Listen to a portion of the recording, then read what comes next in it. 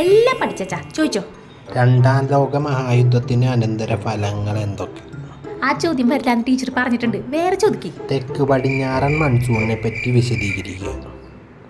തെക്ക് പടിഞ്ഞാറൻ മൺസൂൺ, തെക്കുന്ന് വരുന്നു, തെക്ക്. അച്ഛാ ഇതൊക്കെ സിമ്പിളാ അച്ഛാ, ഇതൊന്നും വരില്ല. കുറച്ചും ടഫ് ചോദിക്ക്.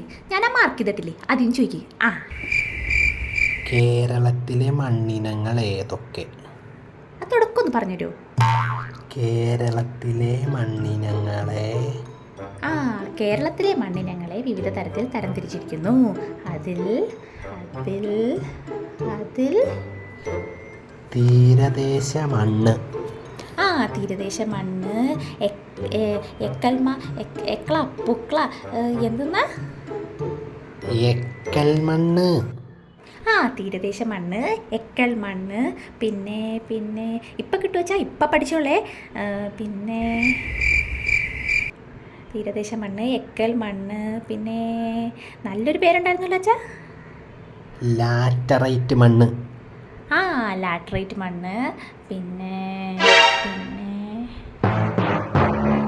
ചുവന്ന മണ്ണ്. ചുവന്ന മണ്ണ്, പച്ച മണ്ണ്. ഞാനിവിടെ അയ്യോ